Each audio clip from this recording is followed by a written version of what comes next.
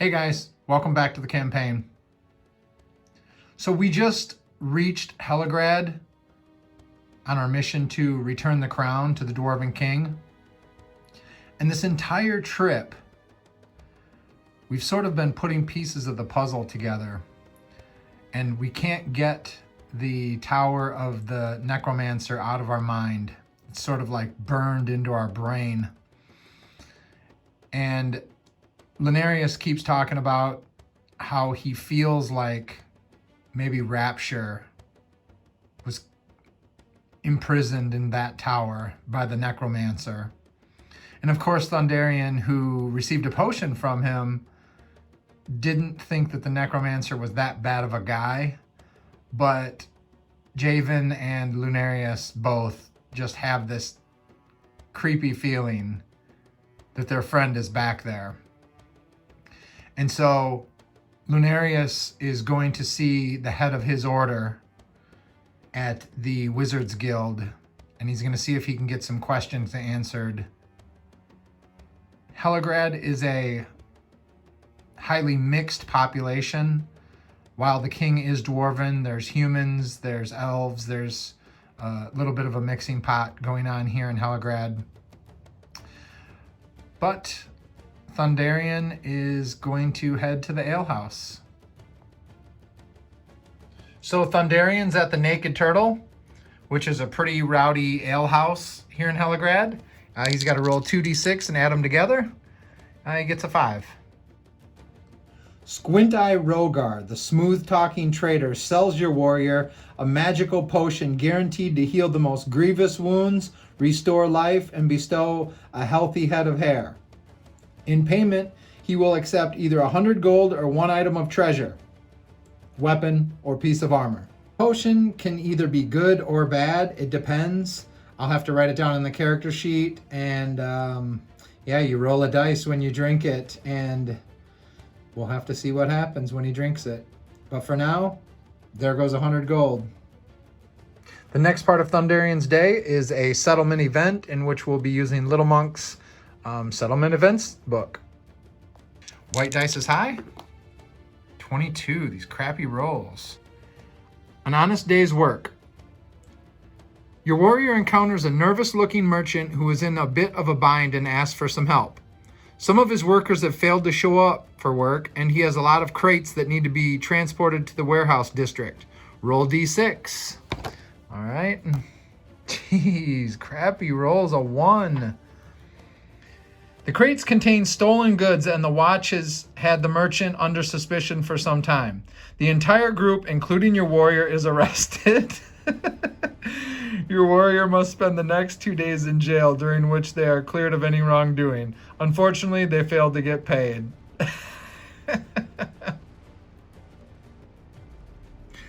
I don't know if he has to pay his living expenses because he's going to jail for the day, but in a city it's 3 gold, so we're going to pay it.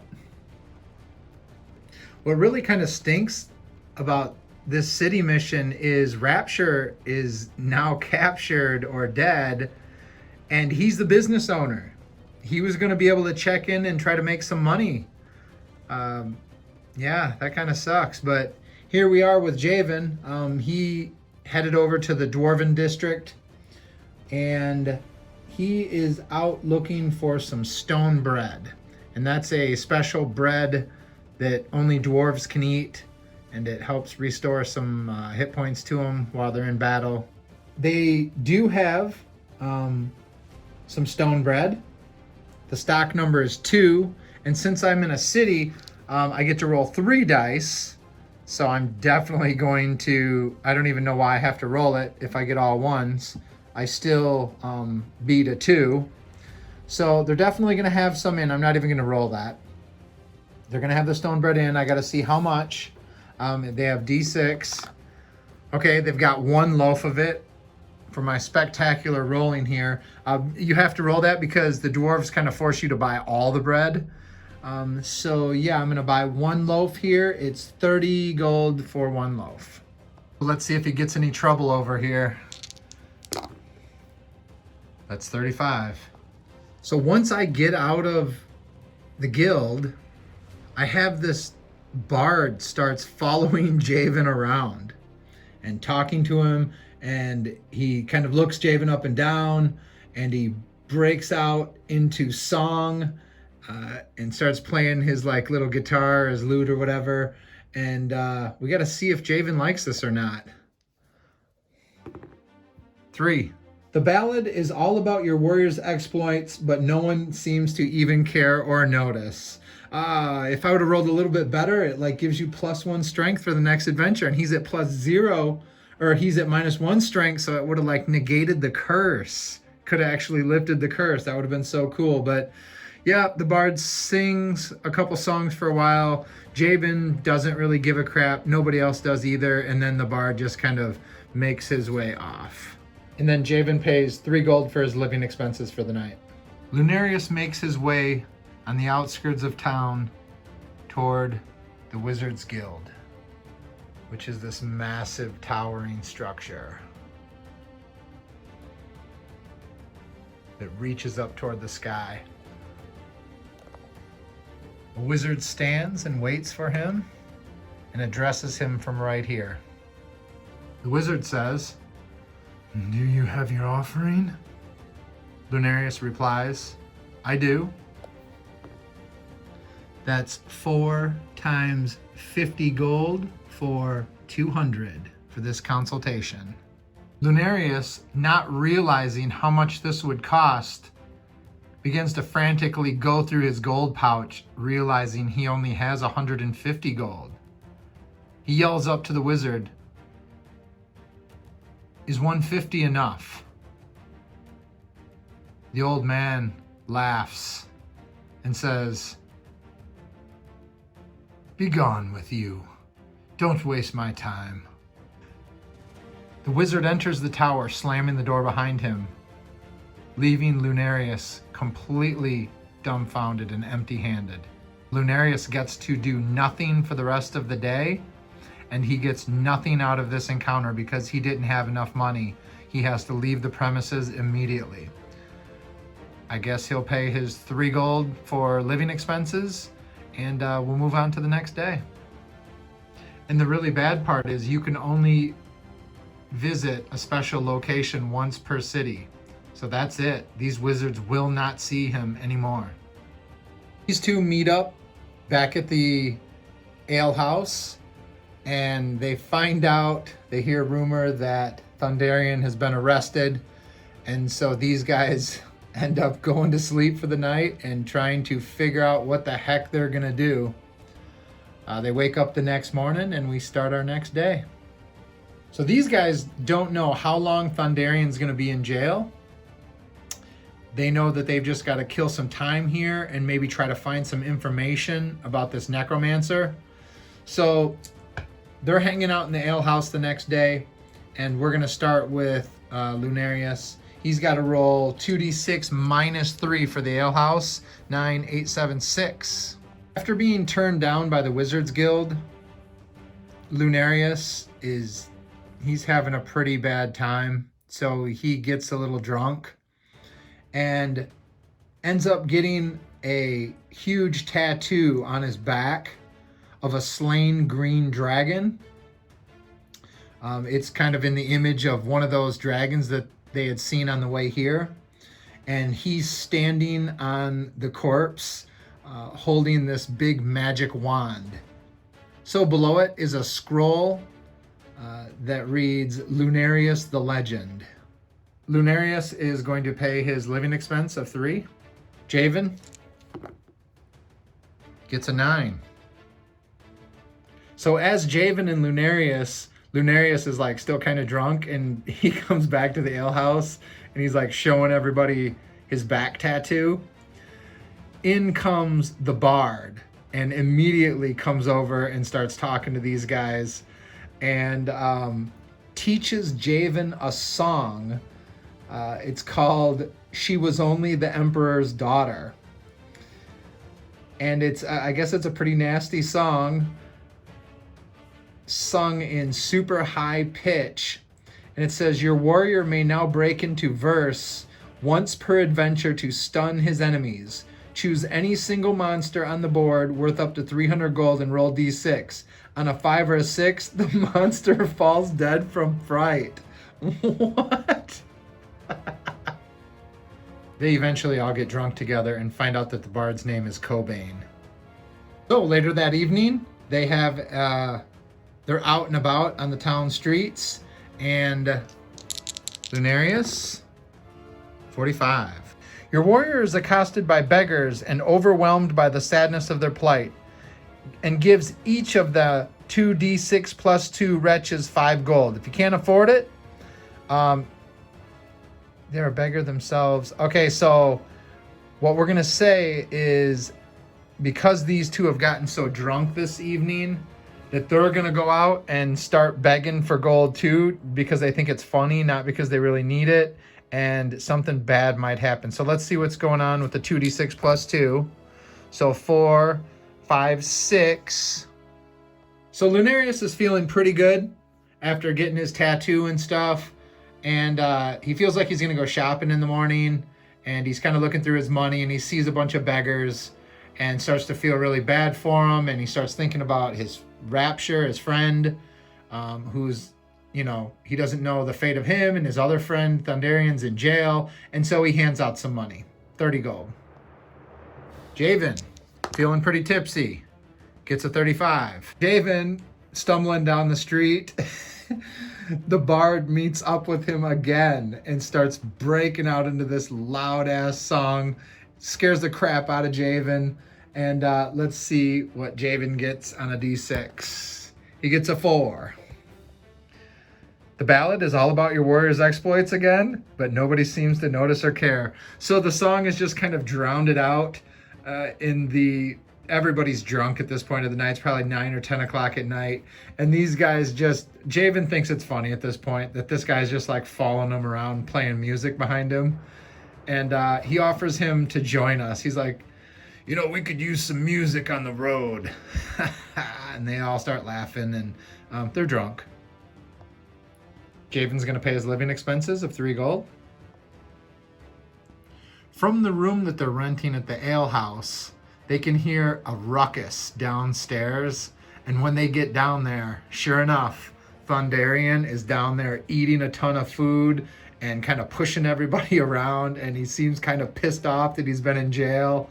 But he's out. And these guys are like, I think we need to get out of town. We need to get back and go check that tower. You know, they all kind of agree that they have this feeling that Rapture was captured by the necromancer back there. And they start talking like, what if he's being tortured? What if he's being dismembered? What if he's being killed?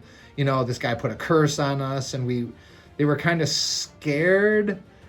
I mean, with the luck that they've been having. But as they start to piece the story back together, they start talking about, remember all those tornadoes that hit us?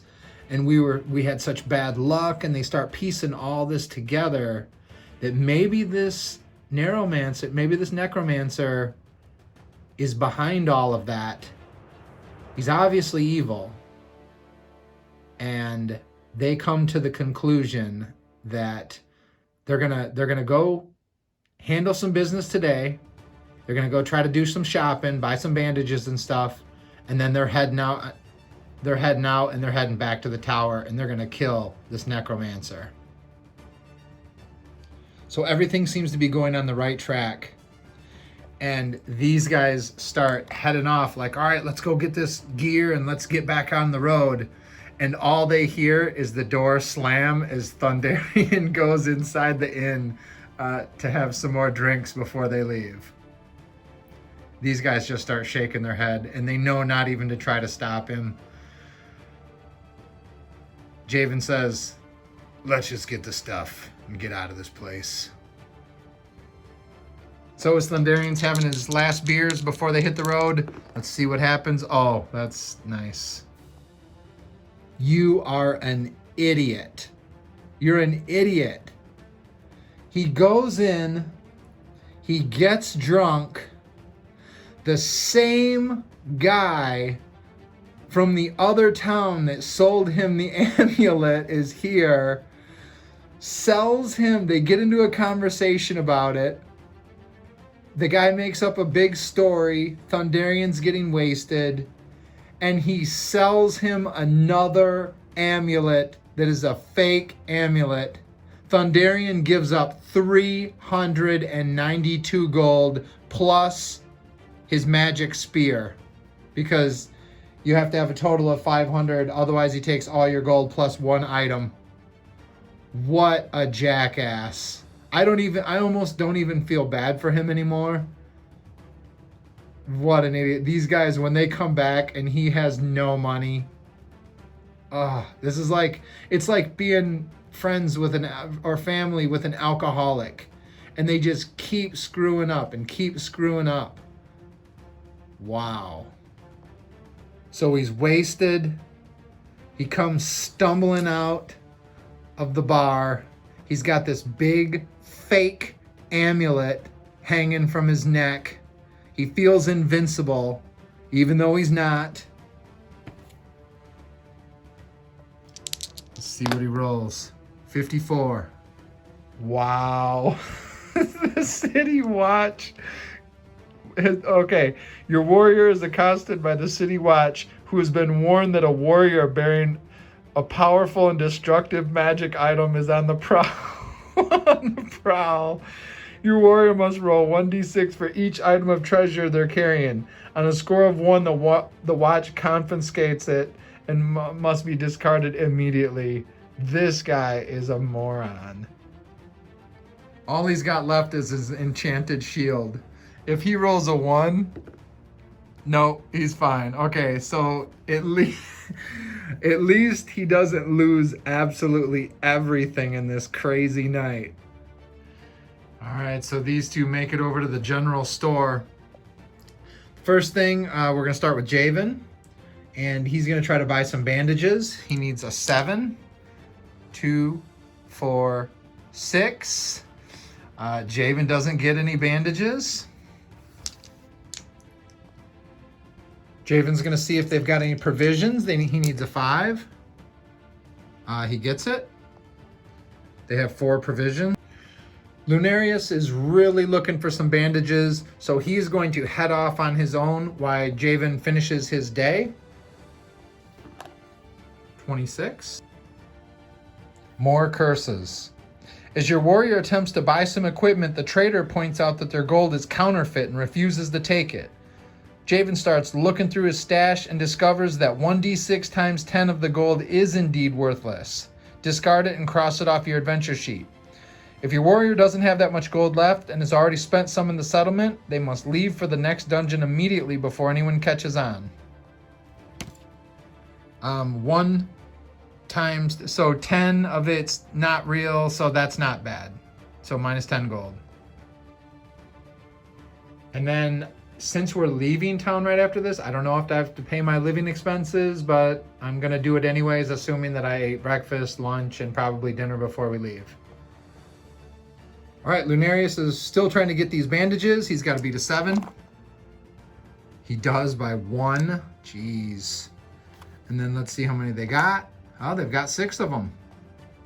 All this has been kind of a waste because we're broke as hell. He's going to buy 1 bandage for 50 gold.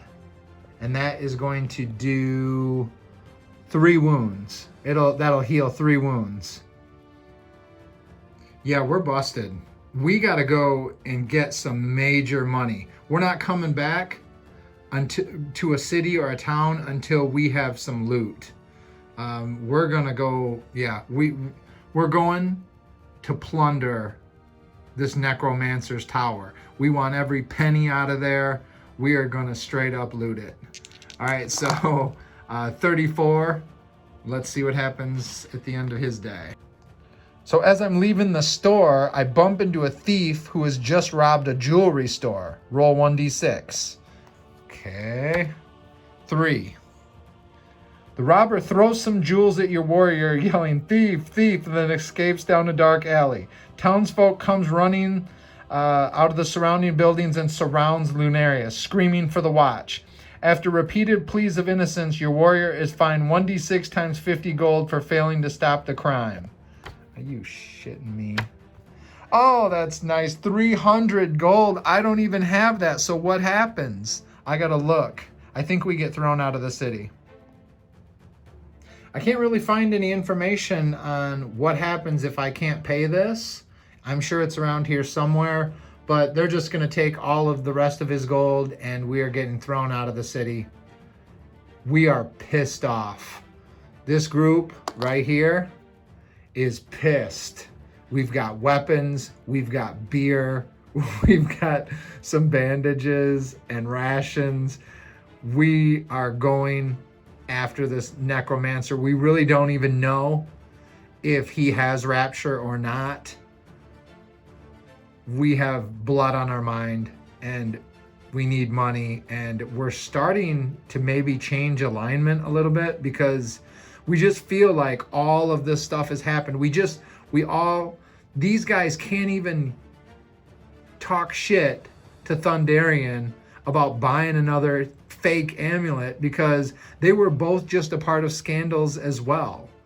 And they feel like they're cursed, and they feel like the only way to get rid of the curse is by taking out the necromancer. And that is their mission. So I will see you guys in the next video.